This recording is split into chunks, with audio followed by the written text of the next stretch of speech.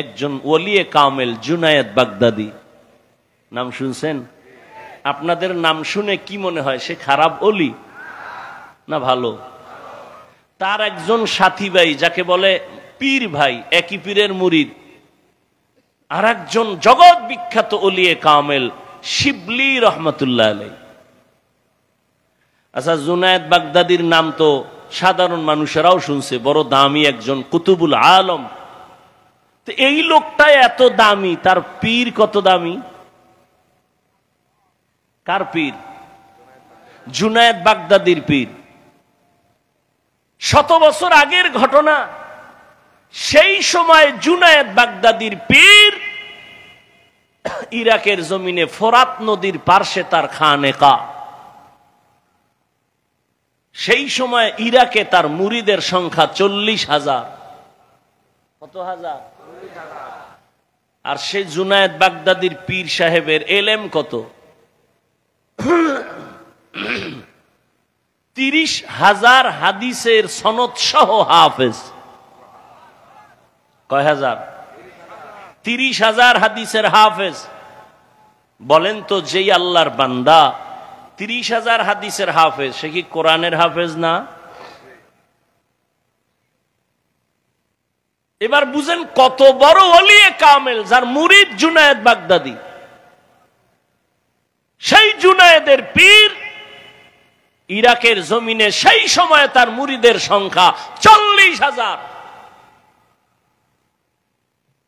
এবং তিনি এত বড় আলেম যে 30,000 হাদিস তার সনদ সহ মুখস্থ।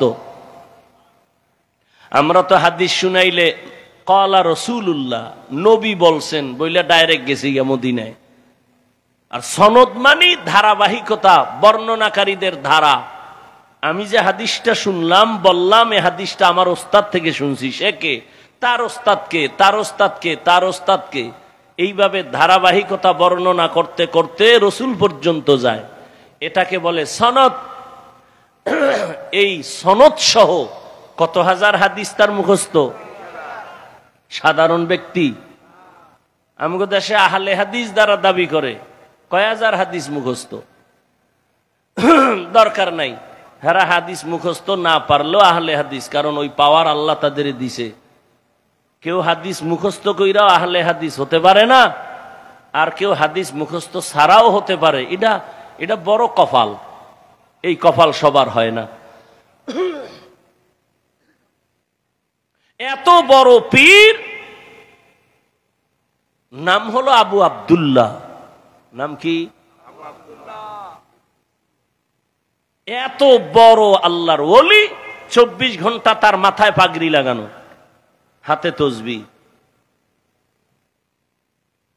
জুনায়েদ বাগদাদি, শুধু জুনায়েদ বাগদাদি যে কত বড় ওলি, এই ঘটনা বললে তো সারা রাত পার। কে সে জুনায়েদ বাগদাদি? শিবলিকে, তাদের ইতিহাস, তাদের আখলাক, আদর্শ, এগুলি বললে রাত পার হয়ে যাবে। শিবলি রহমতুল্লাহ আলাইহি হাঁটতেছেন, একটা গাছের নিচে বসছেন। গাছ কথা বলতেছে শিবলির সাথে। কে কথা বলে? আপনি তো সুবহানাল্লাহ বলছেন, কতজনে নাউজুবিল্লাহ বইলে বসে আছে। বলে এটা কেমনে সম্ভব? গাছ কথা বলে? আল্লাহ বলেন আমার কুদরতে সম্ভব। কার কুদরত? গাছ বলে শিবলি তুমি আমার মতো হয়ে যাও তো জান্নাত ওপেন হয়ে যাবে, সহজ তোমার জিন্দেগি হবে। শিবলি কয় তোমার মধ্যে এমন কি গুণ আছে যে তোমার মতো হলে আমার কপাল খুলবে? বলে 1 নাম্বার গুণ হলো পৃথিবীর মধ্যে আমি বড় সবরকারী, ধৈর্য ধারণ করেনেওয়ালা। বলে তার দলিল কি? বলে দেখ, আমার সামনে দিয়া যায় যেই ব্যক্তি, সে একটা আঘাত করে লাঠি দিয়া বাড়ি মারে, চামড়া কেটে নেয়।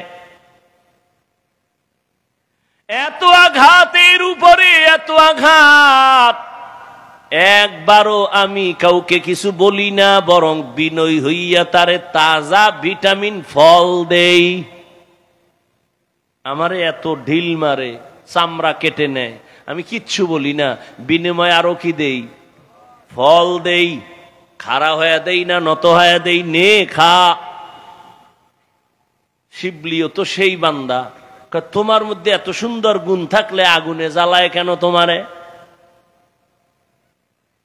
গাল ডাক দিয়ে কয়, রে শিবলি,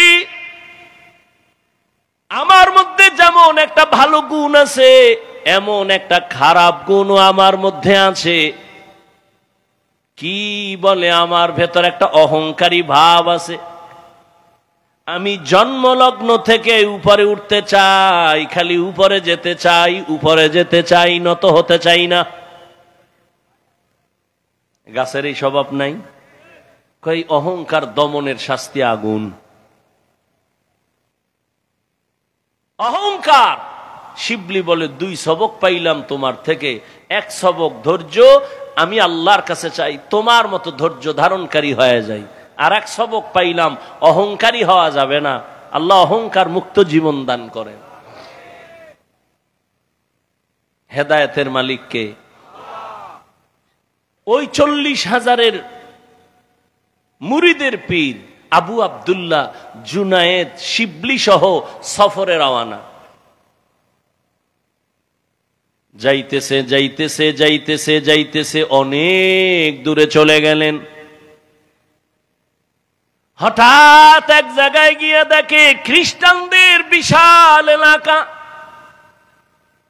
আপনারা ঢাকা থেকে যদি ওই 300 ফিট দিয়া নরসিংদী যান বা গাজীপুর দিয়া যান, গোরাশাল হইয়া গেলে ওখানে একটা বিশাল এরিয়া আছে, দেওয়াল করা খ্রিস্টান পাড়া, বিশাল। আর এখন তো খ্রিস্টান মিশনারিরা টাকা দিয়ে দিয়া ওই উত্তরবঙ্গে চট্টগ্রামে মানুষকে টাকা দিয়ে দিয়া খ্রিস্টান বানায়। এগুলো বললে বলবে আমরা উগ্রবাদী, আর আমাদের বিরুদ্ধে কিছু বললে আমরা কোনো জবাব দিতে পারবো না, তো আমরা ভালো। আল্লাহ হেদায়াত দান করুন। জুনায়েদ বাগদাদি শিবলি রহমাতুল্লাহ আলাইহি চলছেন। যাইতে যাইতে আবু আব্দুল্লাহ তার পীর শুধু 2 জন না, অনেক মুরিদের একটা কাফেলা। যেতে যেতে হঠাৎ ওই খ্রিস্টানদের এলাকা পার হইতে গিয়া দেখে একটা সুন্দর একটা গির্জা দেখা যায়, খ্রিস্টানদের ইবাদতখানা। 30,000 হাদিসের হাফেজ, 40,000 মুরিদের পীর আস্তে করে দাঁড়ায় গেলেন। জুনায়েদ শিবলির কাফেলাকে বললেন, তোমরাও দাঁড়াও। খ্রিস্টানদের গির্জার দিকে এক নজরে তাকায় রইলেন, যেন কি ভাবলেন। এইবার কিছুক্ষণ দাঁড়ায় থাইকা মুরিদেরা কিছু জিগায়ও না, বেয়াদবি যদি হয়ে যায়। কতটা আদব তারা চিন্তা করে চলতেন। বলে চলো। যাইয়া কিছু দূর পরে ওই খ্রিস্টান পাড়ার এক মাথায় গিয়া দেখে আবু আব্দুল্লাহ জুনায়েদ বাগদাদির পীর। নজর করে দেখেন গ্রামের মধ্যে একটা পানির কূপের থেকে খ্রিস্টানদের সুন্দরী সুন্দরী মেয়েরা ওখান থেকে পানি ভরে ভরে ঘরে যায়। আবু আব্দুল্লাহ 40,000 মুরিদের পীর ওখানেও দাঁড়ায় গেলেন। এক নজরে খ্রিস্টানদের ওই পানি মেয়েরা যে নিয়ে যায় সুন্দরী, এক নজরে তাকায়া থাকলেন দীর্ঘক্ষণ। শিবলিও কিছু বলে না, জুনায়েদও কিছু বলে না, না জানি বেয়াদবি হয়ে যায়। কারণ আল্লাহওয়ালাদের হিসাব আলাদা। আল্লাহওয়ালাদের আল্লাহ এমন কিছু পাওয়ার দান করেন যেটা সাধারণ মানুষকে আল্লাহ দান করেন না। যেমন থানবী রহমাতুল্লাহ আলাইহির ঘটনা দেখেছি। তিনি একদিন সফরে রওনা, দেখে এক গ্রাম এলাকায় মেয়েরা পানি নেয়। একই ঘটনা, কিন্তু ওইটা এটা এক না, সেম এই লাইনের। পানি নিতেছে মেয়েরা, থানবী এক নজর তাকাইলেন। দীর্ঘ টাইম তাকানোর পরে ওখান থেকে চলে গেলেন খানকায়ে এমদাদিয়া। মুরিদদের মধ্যে গুঞ্জন শুরু হইল, হুজুর এটা করলো কি? মেয়েদের দিকে দীর্ঘ টাইম তাকায় রইল, কারণ কি? কিন্তু জিজ্ঞাসা করে না। থানবী রহমাতুল্লাহ আলাইহি বুঝতে পেরেছেন এদের অন্তরে একটু দোলা খায়। ডাক দিয়া বললেন, ও ভক্তরা, বলো কি যেন তোমাদের অন্তরের মধ্যে সন্দেহ দৌড়ায়, বলো। একজন মুরিদ ডাক দিয়া কয়, হযরত, রাস্তায় চলার পথে ওই এলাকার মেয়েদের দিয়ে তাকাইলেন কেন, বুঝলাম না। হযরত বললেন, যাও তোমরা একজন গিয়া তার বাড়ি খবর নাও, খবর নিয়ে তারপরে আবার আসো। 2-3 জন মুরিদ ওখানে গেলেন, যাইয়া দেখে ওই বাড়ির মধ্যে শুধু কান্নার আওয়াজ। যেই সুন্দরী মেয়েটা পানি নিয়ে বাসায় গেল, সে আর দুনিয়ায় জিন্দা নাই। মুরিদেরা চলে আসছে, হযরত যেই মেয়ের দিকে তাকাইছিলেন পানি নেওয়ালা, ওই বাড়ি কান্নার আওয়াজ, ওই মেয়ে আর বেঁচে নাই।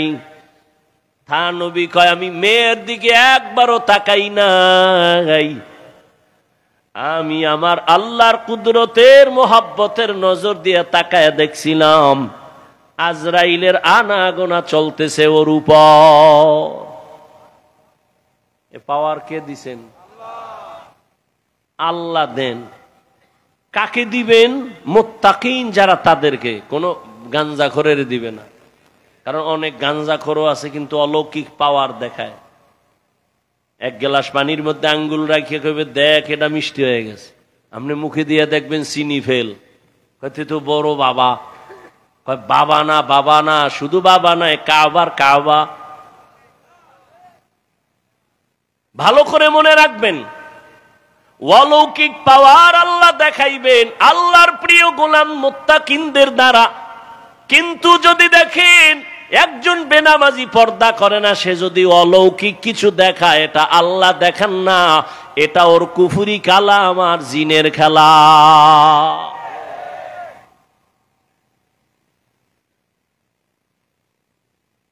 জুনায়েদ বাগদাদির কাফেলা শিবলি সহ দাঁড়ায় আছে। খ্রিস্টানদের মেয়েদের দিকে এক নজরে তাকানো, 30,000 হাদিসের হাফেজ, 40,000 মুরিদের পীর, নজর যে দিছে আর সরায় না। শিবলিকা, হযরত আমাদের খানকায় কি যাবেন না? নজর ঠিক সরায় না, ইশারা দিয়ে কয়, তোমরা যাও, যাও, আমি যাব না। শিবলি আতঙ্কিত হয়ে গেলেন, পাগলের মতো হয়ে গেলেন, ব্যাপার কি বুঝলাম না। হযরত আপনি যাবেন না কেন? আবু আব্দুল্লাহ ডেকে বলে, ওই খ্রিস্টান মেয়েকে আমি বিয়া না করে যাব না। আরো কঠিন, ওই খ্রিস্টানের সুন্দরী মেয়েটাকে বিয়া না করে যাব না। জুনায়েদের কাফেলা পাগল, কান্না, এত কান্না, শিবলির কাফেলা কান্না করে। হযরত পায়ে হাত রেখে বলি, ইরাকের জমিনে আপনার এত সুনাম, দুনিয়ার ইরাকের সব মানুষ বিধর্মীরা আপনারে সম্মান করে, জানে আপনি একজন খাঁটি মানুষ। আজকে যদি এমন হয়, আমরা ইরাকের খানকায় কেমনে যাব আর মুখ দেখাবো? মাইয়াহদিল্লাহু ফাহুয়াল মুহতাদ ওয়া মান ইউদ্লিল ফালান তাজিদা লাহু ওয়ালিয়াম মুরশিদা। আল্লাহ তাআলা বলেন, আমি যাকে হেদায়াত দিব সে হেদায়াতের দরজা পেয়ে যাবে, আর আমি যারা হেদায়াত দিব না, ওই বান্দা হেদায়াত পাবে দূরের কথা, কোনো মুরব্বী কোনো মুর্শিদও তালাশ করে পাবে না, অভিভাবকহীন হয়ে যাবে। এরে নবীর আশিক উম্মতের দল, জুনায়েদের কাফেলা, শিবলি সহ কান্নার আওয়াজ, তবে বেয়াদবি করে না। কারণ আল্লাহওয়ালার অন্তর যদি একটু কষ্ট পায়, না জানি বেয়াদবির কারণে ধ্বংস চলে আসে। লিকুল্লি শাইইন যিনাতুন ফিল ওয়ারা ওয়া যিনাতুল মারই তামামুল আদাবি। আজ খোদা খা হি মে তৌফিক আদব, বেআদব মাহরুম গাশত আজ ফজলে রব। এই জন্যই তো আল্লাহ বারবার বলে আমাকে ভয় করো। কারণ একটা সন্তান যখন মা বাবাকে ভয় করে চলবে, মা বাবার সামনে অন্যায় করবে না। এই সাউন্ড বাড়া।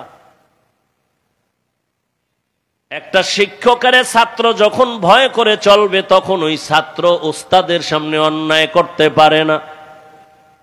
যেই মানুষ আমার আল্লাহর আযাবের ভয় নিয়ে চলবে, ওই বান্দা গলায় ছুরি লাগাবে, গালের মধ্যে কখনো অস্ত্র লাগাবে না। हर के दारत खौफे हकदार दिल मदाम जन्नतुल मावा देहद उरा मकाम। এজন্যই তো যে আয়াত আমি পড়েছি, আল্লাহ বলেন আমাকে ভয় করো। শুধু কি মুমিনকে বলেছেন? আল্লাহ পাক নবী যার কোনো গুনাহ নাই তাকেও বলেন, ইয়া আইয়ুহান নাবিয়্যুত্তাকিল্লাহ ওয়া লা তুতিইল কাফিরিনা ওয়াল মুনাফিকিন। আপনাদের কষ্ট হইলে মোনাজাত দিয়ে দিব, কিন্তু ডিস্টার্ব করবেন না, নিজের ক্ষতিও করবেন না, অন্যের ক্ষতি করারও অপচেষ্টা করবেন না। মানুষ পুলিশে ধইরা থানায় নিয়ে বেতের বাড়ি দেয়, কাঁদে না। আর বেহেশতের বাগানে আল্লাহর প্রিয় ওলিরা বয়ান করেন, আর মানুষ কাঁদতে থাকে। ওরে মারে কে? থানায় পুলিশ আসামি নিয়ে বেতের বাড়ি দেয়, চোখে পানি নাই, আর আল্লাহ ওয়ালাদের মজলিসে বসে মানুষ কাঁদতে থাকে। ওরে মারে কে? বড় কঠিন বিষয়। পাথরওয়ালা দিল হয়ে গেল, চিন্তা নাই কয়দিন এই দুনিয়ায় থাকবো।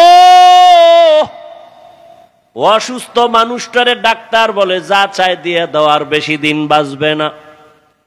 কিন্তু বহু অসুস্থ মানুষ এখনো আছে, সুস্থ মানুষ তার সামনে থেকে চলে গেছে। এরকম হয় না? কয়দিন আর জীবনের বাহাদুরি করবা? আল্লাহর মোহাব্বত অন্তরে নিয়ে, আল্লাহর ভয় অন্তরে নিয়ে চলো রে আল্লাহর গোলাম। আল্লাহ বলেন আমাকে ভয় কর, জবানটারে হেফাজত করো। আমি আল্লাহ এর বিনিময়ে তোমার সব আমল কবুল করে নিব, জীবনের সব গুনাহ মাফ করে দিব। যারা আল্লাহ এবং রসুলের অনুসরণ করবে, তারা বিনা হিসাবে জান্নাতে যাবে।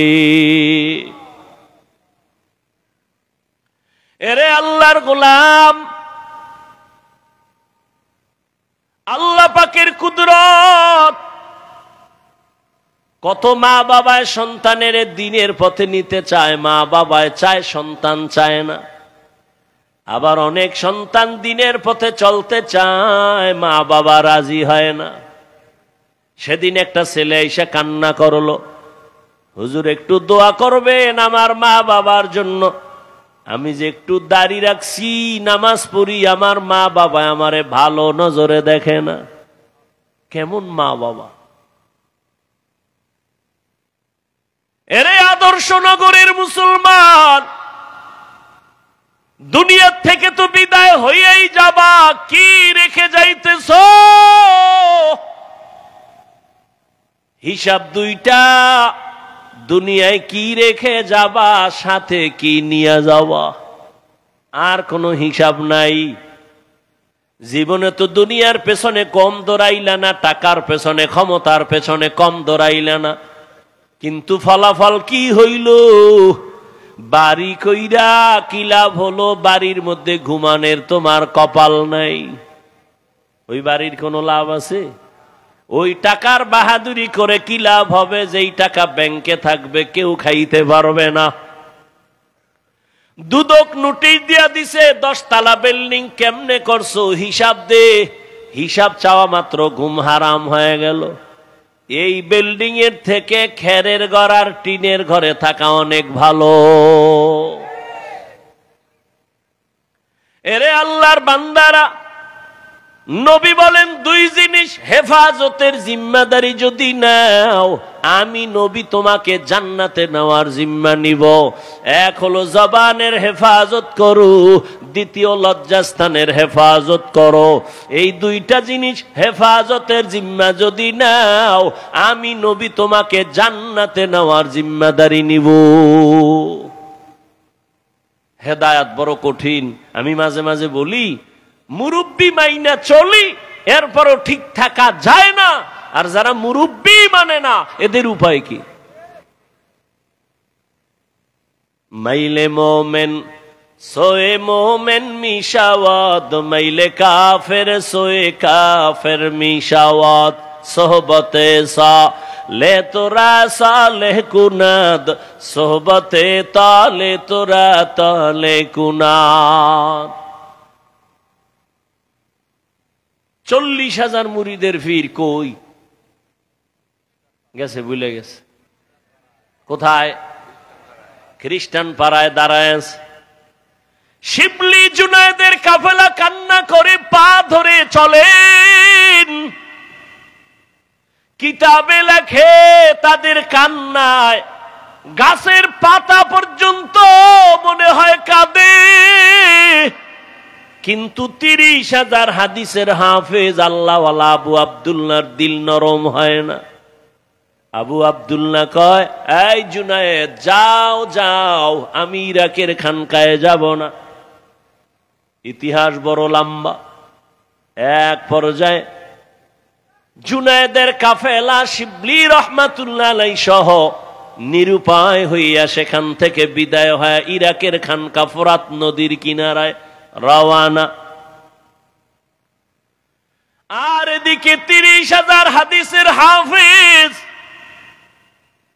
আবু আব্দুল্লাহ, এখান থেকে ওরা যখন চলে গেছেন, তিনি একা খ্রিস্টানদের বাড়ি যাইয়া ওই মেয়ের বাবারে ডাকছে। বাবারে ডাক দিয়া কয়, আপনি নাকি ওই মেয়ের বাবা? বলে হ্যাঁ। বলে আমার একটা আবদার, খ্রিস্টান দেখেই তো চমকে উঠছে, আপনি তো ইরাকের মধ্যে দামি নামি এক ব্যক্তি, বড়, আপনার মাথায় পাগড়ি, হাতে তসবিহ, আমার দরজায় কেন? আল্লাহর বান্দা আবু আব্দুল্লাহ চিন্তাহীন ভাবে বলে ফেলল, ও খ্রিস্টান আল্লাহর বান্দা, আমি তোমার মেয়েকে বিবাহ করার জন্য আসছি। খ্রিস্টান দুশ্মন তো দুশ্মন, দুশ্মন কখনো বন্ধু হয় না। দুশ্মন যদি কখনো বন্ধু হয়, মনে করবেন উদ্দেশ্য খারাপ, ও ক্ষতি করবেই। খ্রিস্টান কয় সুযোগ হাতছাড়া করা যায় না। এত বড় দেশের একজন নামি দামি ব্যক্তি, যার হাতে হাত লাগাইলে দুনিয়াদার আখেরাতমুখী হয়ে যায়, এরে যখন পাইছি, এই সুযোগে তারে চূড়ান্ত ভাবে জাহান্নামের পথে নিয়ে যাও। তুমি আমার মেয়ে বিয়ে করবা? বলে হ্যাঁ। তাহলে আমার শর্ত আছে। কি শর্ত? বলে 1 বছর অপেক্ষা করতে হবে। বলে আমি রাজি। 2 নাম্বার শর্ত, মদিনার পাগড়ি পোশাক তুমি ফালাইয়া তোমার মাথায় আমাদের খ্রিস্টানদের ইউনিফর্ম, প্যান্ট শার্ট আর টাই আর ক্যাপ লাগানো লাগবে। আবু আব্দুল্লাহ কয় রাজি। কয়টা হইল? 3 নাম্বার শর্ত, আমার মেয়েকে যদি তুমি বিবাহ করতে চাও, 1 বছর পর্যন্ত জঙ্গলে আমার কিছু শূকর আছে, এগুলো রাখাল হয় 1 বছর পাহারা দিতে হবে। আবু আব্দুল্লাহ বলে আমি রাজি হয়ে গেলাম। মদিনার পাগড়ি আর পোশাক ফালাইয়া এক বিন্দু দেরি করে না।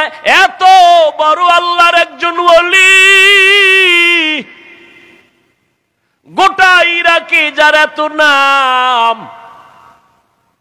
জুনায়েদ বাগদাদির পীর, পেরেশানির কোনো চিন্তা নাই। এত বড় আল্লাহওয়ালা কেমন যেন শিশুর মতো বলে যা কয় রাজি, যা কয় রাজি। পাগড়ি ফালায় দিছে, দাড়ি ফালায় নাই। কারণ খ্রিস্টানদের মধ্যে দাড়িওয়ালা বহু আছে, হিন্দুদের মধ্যে, শিয়াদের মধ্যে দাড়িওয়ালার অভাব নাই।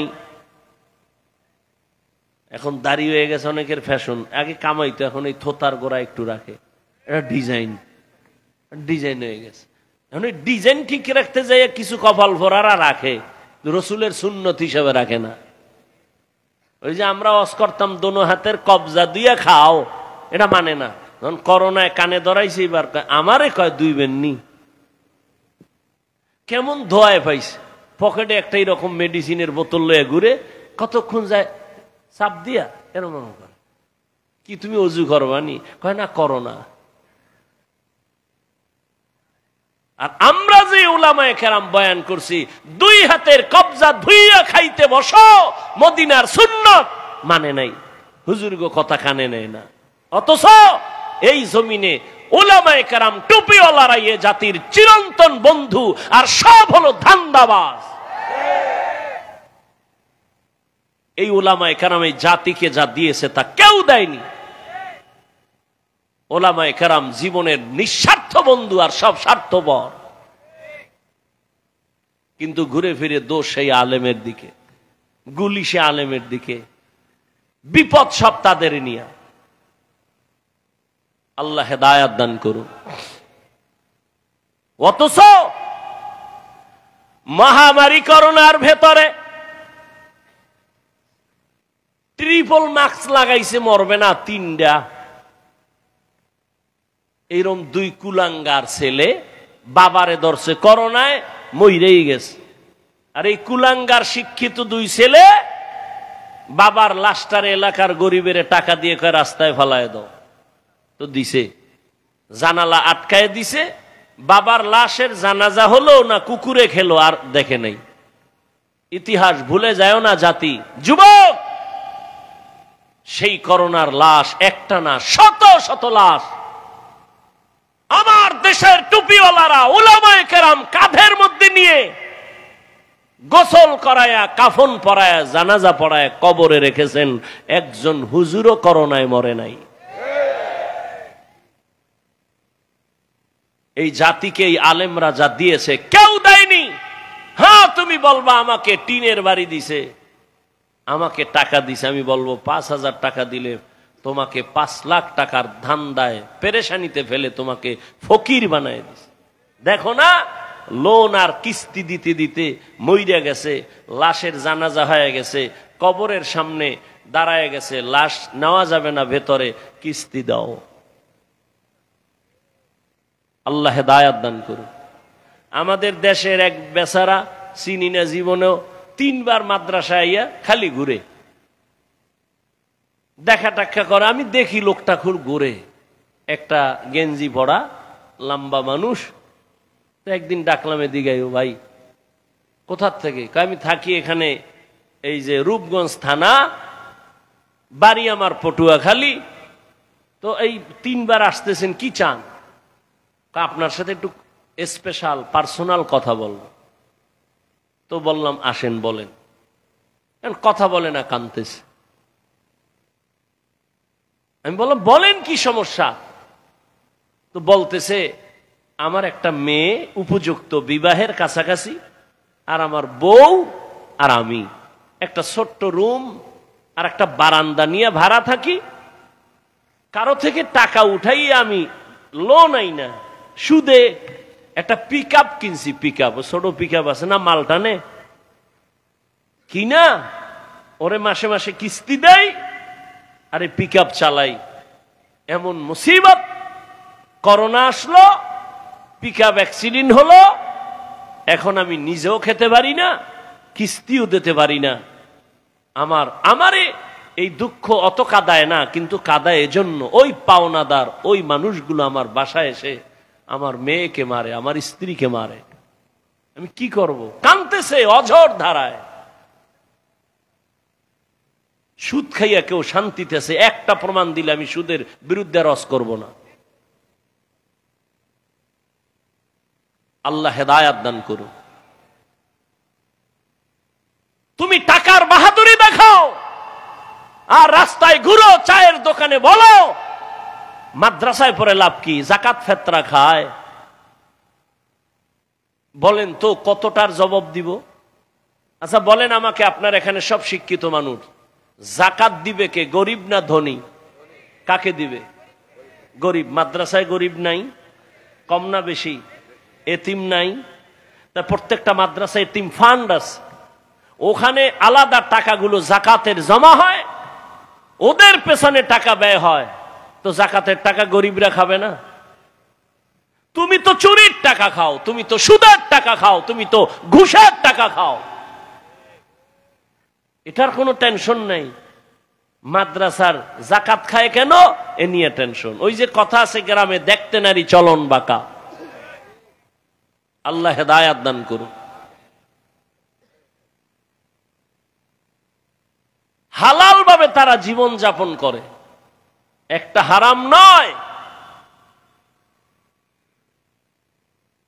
এই রকম মাদ্রাসায় জমিনে ভারতের ভেতরে ব্রিটিশরা 200 বছর শোষণ করেছে, মাদ্রাসা জ্বালায় দিছে, হাজার হাজার আলেমকে গলায় ফাঁস দিয়া গাছের সাথে রাস্তায় লাশ ঝুলায় রাখছে। এই ভারতে কোনো ইসলামের আওয়াজ থাকবে না, আলো থাকবে না। আল্লাহ সিদ্ধান্ত করলেন ভারতেই হবে ইসলামের আলোর পাওয়ার হাউস। তাই হলো, সারা দুনিয়াতে যত ইসলামের বাতি জ্বলে সবগুলোর পাওয়ার হাউস দেওবন্দ। কথা বলেন না কেন?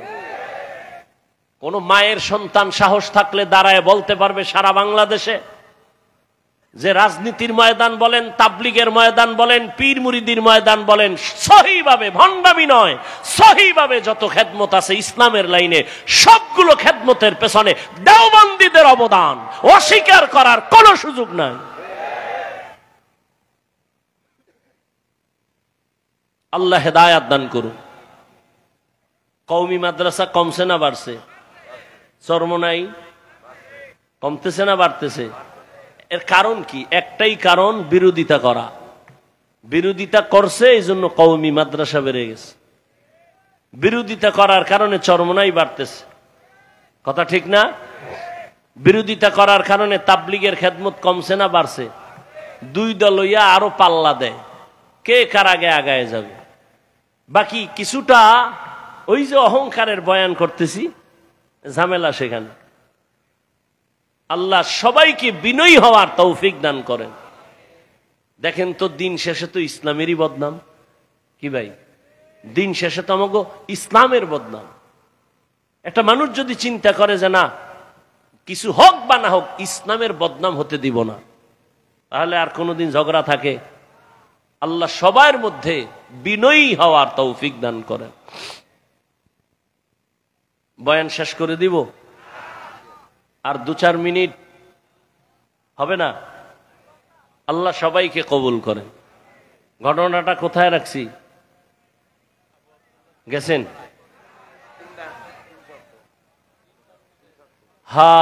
রাজি হয়ে গেছে। 1 বছর কি রাখতে হবে? জঙ্গলে শুকর। পাগড়ি ফালায় দিছে, জামা ফালায় দিছে, শার্ট প্যান্ট টাই ক্যাপ লাগাইয়া লাঠি একটা হাতে নিয়ে জঙ্গলে যায়, শুকরের রাখাল হয়ে সারাদিন থাকে। 1 মাস, 2 মাস, 3 মাস, 4 মাস, 6 মাসের উপরে ইরাকের সেই খানকা থেকে জুনায়েদার শিবলির কাফেলা আবার রওয়ানা। আমাগো শায়েখের খবর কি? তারা যেয়া কোনদিন এটা কারোর বলেও নাই, ওই খানকায় যায় কানতেছে, আল্লাহ যাদের দ্বারা দিন পাইলাম তাকে তুমি দিনের দিকে ফিরায় দাও। আর আপনি কি করতেন? বয়ান কইরা নামার আগে ফেসবুক গরম, নামতে পারি না, এর মধ্যে গরম হয়ে গেছে পুরা দেশ। কি এহেনতি একজন ইনজেকশন মাইরা দিছে, দিয়া সে মনে করে আমি কামিয়াব। আল্লাহ হেদায়াত দান করুন। আলেম ওলামাদের বদনাম যারা লেখে, যা বলে, সে যে লাইনের আলেম হোক, মূলত শেষ সময় যে হিসাব হয় ইসলামের বদনাম। অতএব এই দিক নিয়ত কইরা চিন্তা করে এরপরও যারা বিরোধিতা করে, আমি সারা বাংলাদেশে বলি, এরা মা বাবার সুন্দর আদরের সন্তান না, অভিশপ্ত সন্তান। আল্লাহর বান্দা 1 বছরের নিয়তে শুকর রাখতেছে, আর ওইদিকে জুনায়েদের কাফেলা রওনা হয়ে গেছে। আমাদের শায়েখের কি খবর? বিশাল কাফেলা নিয়া ওই খ্রিস্টান পাড়ায় আইসা খবর নিতেছে, আমাদের আবু আব্দুল্লাহ পীর সাহেবের আপনারা চিনেননি? কেউ বলে চিনি, তবে তারে দেখি নাই।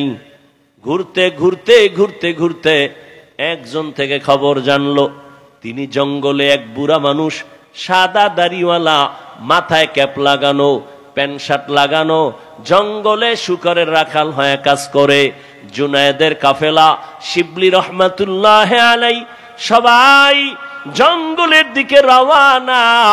জঙ্গলের ভেতরে গিয়া, কিছু দূর ভিতরে গিয়া দেখে ঠিক একটা গাছের ছায়ায় ওই ক্যাপ লাগানো সাদা দাড়িওয়ালা একটা হাতে লাঠি নিয়ে দাঁড়ায় আছে, সামনে শুকর।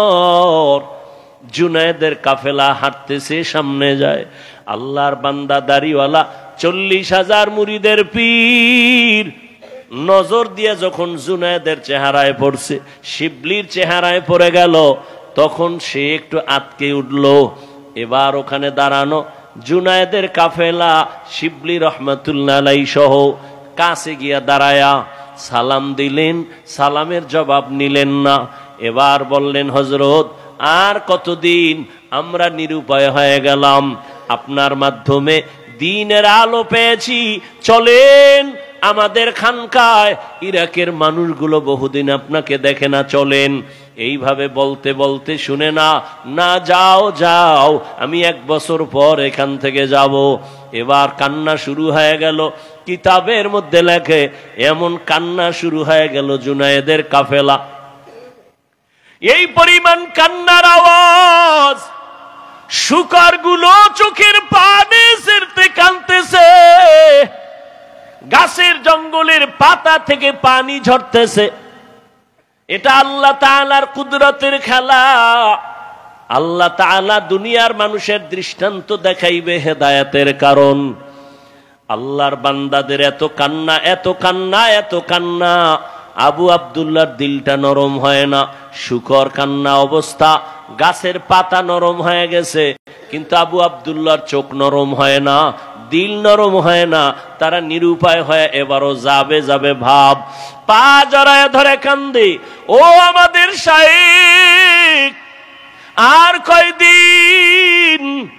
আল্লাহর ওয়াস্তে চলেন আমাদের ইরাকের খানকা, কে শুনবে তার কথা? বলে, যাও যাও, আমি যাব না। অনেক দূর আগাইয়া জুনায়েদের কাফেলা দীর্ঘ সময় থাকলেন, কান্না করলেন, এরপরও তার দিল নরম হয় না। পরিশেষে তারা এবারও নিরুপায় হইয়া ইরাকের রাস্তায় রওনা হয়ে গেছে।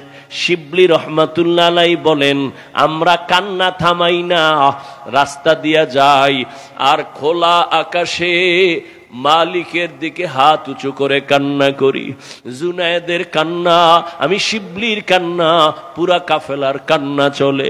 ও দয়ার মালিক, তোমার গোলামের কোন কারণে তুমি বেজার হইছ? হেদায়েতের দরজায় ফিরাইয়া দাও রে মালিক। ও আল্লাহ, তুমি আমাদের আর কত কাঁদাইবা? দয়া করে আমাদের শায়েখের ফিরাইয়া দাও। কান্না করতে করতে শিবলি আর জুনায়েদের কাফেলা অনেক দূর যখন চলে গেছেন, হঠাৎ শিবলি বলেন আমরা কান্না করতে করতে যাচ্ছি, রাস্তার সামনে অনেক দূর, হঠাৎ করে তাকায় দেখি সামনের রাস্তার পাশে একটা পানির কূপ। ওই পানির কূপ থেকে আমাদের আবু আব্দুল্লাহ, আমাদের শায়েখ, উলঙ্গ অবস্থায় কালেমায় শাহাদাত পড়তে পড়তে কূপের থেকে গোসল করে ওখানে দাঁড়ায় আমাদের ডাকে, আমার একটা কাপড় দাও, আমার একটা কাপড় দাও, শরীরটা আবৃত করব। শিবলি জুনায়েদ বলেন আমরা দৌড়ায় যাইয়া আমরা কাপড় দিলাম, চাদর দিয়া তারে আবৃত করে। এরপরে আমরা তাকে নিয়া আবার ইরাকের খানকায় রওয়ানা। ইরাকের খানকায় যাইয়া আমরা তাকে নিয়ে থাকলাম। আগের মতো খেদমত শুরু হলো। শিবলি বলেন আমি এক পর্যায়ে আদব রক্ষা কইরা আমি আমাদের শায়েখরে জিজ্ঞাসা করেছিলাম গোপনে, ও শায়েখ আমার 40,000 মুরিদের আপনি পীর, আমরা আপনার মুরিদ, আমাদের দেখা কত মানুষ দিনের পথ খুঁজে পায়, আপনার এমন কি হয়েছিল যে আপনি খ্রিস্টান মেয়ের জন্য পাগল হয়ে গেলেন? কারণটা কি? বলে ও আপনি তো 30,000 হাদিসের হাফেজ, আপনার হাদিস আছে কতটা মুখস্থ? বলে একটা হাদিস ছাড়া ভিন্ন কোনো হাদিস আমার মুখস্থ ছিল না, কোরআনের একটা আয়াতও আমার মুখস্থ ছিল না। শিবলি বলেন কারণটা কি হয়েছিল? আল্লাহর ওলি আবু আব্দুল্লাহ ডেকে বলেন, ও শিবলি, যখন আমরা কাফেলা নিয়া ওই খ্রিস্টানদের গির্জার সামনে দাঁড়াইয়া এক ধ্যানে তাকাইছিলাম, তখন আমার অন্তরে একটু অহংকার আর ছিল। আমি মনে মনে ভাবছিলাম আর বলছিলাম তোমরা সব জাহান্নামী, আমি একা জান্নাতি, আমার মতো ভালো মানুষ আর কেউ নাই। এই ভাবনাটা ভাবতে না ভাবতে হঠাৎ আমি তাকাইয়া নজর করে দেখলাম আমার এই বাম দিক থেকে, এখানেই তো কলব, এখান থেকে একটা নূরের আলো বের হয়ে গেল। এমন কেন যেন আমার জ্ঞান, আমি শূন্য হয়ে গেলাম। এই শুধু এতটুকু অপরাধ শিবলি রহমাতুল্লাহ আলাইহি লিখেছেন। এই যে নিজেরে বড় মনে করেছেন অহংকারী, আল্লাহ বেজার হইয়া কলবের নূর নিয়ে গেছে। من يهد الله فهو المهتد ومن يضلل فلن تجد له وليا مرشدا। শিবলি বললেন শায়েখ, আপনাকে রাস্তা থেকে ধরে আমরা খানকায় নিয়ে আসছি, আপনি তো খ্রিস্টান মেয়েটাকে বিবাহ করার জন্য আপনি তার বাড়ি গেছেন। বলে হ্যাঁ। বিবাহ কি হইল? কয় না, হয় নাই। 1 বছরের টাইম দিছে তারে আমাকে বিয়া দেওয়ার ক্ষেত্রে, এর আগে দিবে না, আমি এখনো পারি নাই, 1 বছর টাইম তো হলো না। আল্লাহ আমাকে আবার এই খানকায় ফিরায় দিছেন। আল্লাহর কাছে হেদায়েতের দোয়া করো, আল্লাহ পাক রব্বুল আলামিন যেন এই হেদায়েতের উপরে মজবুতি অর্জন করার তৌফিক দান করে। এদিকে আল্লাহ তাআলা কয়, এরে আবু আব্দুল্লাহ, যেই মেয়েটাকে তুই নেওয়ার জন্য পাগল, ওই মেয়েটাকে তুই নিবি হারাম ভাবে না। আমি আল্লাহ তোর জন্য হালাল পন্থায় রাস্তা খুলে দিতেছি, রাস্তা খুলতেছি হালাল ভাবে, তবে দুনিয়ায় না। খবর আসতেছে খানেকা ফোরাত নদীর কিনারায় কোন একজন মহিলা যুবতী মেয়ে পর্দা রক্ষা করে বারবার বাহক পাঠাইয়া বলে, তোমাদের খানকার পীর আবু আব্দুল্লাহ জুনায়েদের পীর, আমি আসছি বহু দূর থেকে, আমার সাথে একটু কথা বলবে কিনা বলো। বারবার আসতে সে জুনায়েদ ফিরায় দেয়, শিবলি ফিরায় দেয়, আমাদের শায়েখ কোনো বেপর্দা নারীর সাথে কথা বলবে না। এক পর্যায়ে 1 দিন 2 দিন 3 দিন ওই মেয়েটা যায় না, বলে না আমি তার সাথে কথা বলবোই। শিবলির কানে বারবার আসার পরে হযরত আবু আব্দুল্লাহর কাছে গিয়ে একটু পরামর্শ চাইলেন। এই হালাত হযরত ভয় পাই না জানি আবার ঝামেলা হয়। আগে তার ঠিকানাটা নেও। ঠিকানা যখন নিয়ে আসছে তখন দেখে যেই মেয়েটারে বিয়া করার জন্য মদিনার পোশাক ফালাইছে, ওই খ্রিস্টান মেয়েটা তার খানকার ওই দূরে দাঁড়ায়া কথা বলার অপেক্ষায় আছে। মেয়েটা প্রস্তাব দিয়েছে, হযরত যদি বেয়াদবি না নেন আমি নতুন ভাবে তার কাছে কালেমা পড়ে মুসলমান হতে চাই। এরে পর্দার আড়ালের আম্মা জান, ধন্য আপনাদের জীবন। আপনারা তো নবীদের মায়ের মতো মা, সাহাবায়ে কেরামদের মায়ের মতো মা। এত নেয়ামত আল্লাহ আপনাদের দান করেছেন। এই দুনিয়ায় যত ভালো সন্তান আছে আপনাদের অবদান। এরে আম্মা জান, আপনারা তো খাদিজা রাদিয়াল্লাহু তাআলা আনহার মতো নারী, ফাতেমা রাদিয়াল্লাহু তাআলা আনহার মতো নারী, খাদিজা রাদিয়াল্লাহু তাআলা আনহার মতো নারী। আপনারা তো ইসমাইল নবীর মা হাজেরা আলাইহিস সালামের মতো নারী। আপনারা তো ঈসা নবীর মা মারিয়াম আলাইহিস সালামের মতো নারী। এরে আম্মা জান, এই দুনিয়ায় আল্লাহর বড় দুশমন ফেরাউন, তার স্ত্রীর নাম কি জানেননি? আসিয়া। ওই আসিয়া এত বড় বেঈমানের ঘরে থাইকাও আল্লাহর পেয়ারা হয়ে গেলেন। রহমতের নবী বলেন, কিয়ামতের দিন জান্নাতে আসিয়ার সাথে আমার বিবাহের ব্যবস্থা হয়ে যাবে। এরে আম্মা জানেরা, হেদায়েতের মালিক আমার আল্লাহ। আল্লাহ সন্তান দিয়েছেন, একটা সন্তানকে কি পারলেন না আদর্শওয়ালা বানাবেন? আমি আপনাদের একবারও বলি নাই, বলবো না যে ছেলেটারে আপনি হুজুর বানায় দেন, ডাক্তার বানাইলে জাহান্নামে যাবেন, বলবো না। বরং আপনার ছেলেকে ডাক্তার বানান, ইঞ্জিনিয়ার বানান, প্রফেসর বানান, জানি না, তবে আমার দাবি বেয়াদব বানাবেন না। আদর্শ ডাক্তার হবে, ধন্য হবে আপনার জীবন। আদর্শ ইঞ্জিনিয়ার বানাবেন, কোনদিন যেন আপনার সন্তান মা বাবার সাথে অন্যায় করে না, আলেমের সাথে বেয়াদবি না করে, পীর মাশায়েখের সাথে কখনো যেন বেয়াদবি না করে, শিক্ষকের সাথে যেন বেয়াদবি না করে। আল্লাহর বান্দি যখন প্রস্তাব দিল আমি তার হাতে মুসলমান হতে চাই, আল্লাহর ওলি ফিরায় দেওয়ার তো কোনো সুযোগ নাই। একজন বিধর্মী যদি জান্নাতের পথে যেতে চায় তাকে বাধা দেওয়া যাবে না। তবে তারে আগে জিগাও আমার খানকার ঠিকানা পাইলো কেমনে। মেয়েটারে ডাকলো, জিজ্ঞাসা করা হলো, এ আল্লাহর বান্দি, তোমার বাড়ি বহু দূর, তুমি এখানে কেমন করে আসছো? বলে আমি দীর্ঘ 6 মাস স্বপ্নে দেখতেছিলাম ইরাকের খানকার ওই আল্লাহওয়ালা আবু আব্দুল্লাহ রে, আমি তার হাতে মুসলমান হয়ে যাব। ইসলামের ঘেরান আমার নাকে লাগতেছিল, আমি পাক্কা নিয়ত করে আসছি।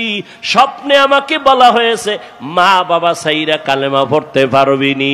আমি রাজি হয়ে হ্যাঁ বলেছি, আমি এখন কালেমা পড়ার জন্য আসছি। আমাকে স্বপ্ন দেখাইছে ফোরাত নদীর কিনারায় খানে খায় চলে যাও, আমি চলে আসছি। আল্লাহর ওলি পর্দার আড়ালে রাইখা মেয়েটারে মুসলমান বানায় দিছে। এরপরে বলছে এখানে থাকো, খানার আয়োজন দিছে, সবক দিছে, এগুলো আদায় করো। কিছুদিনে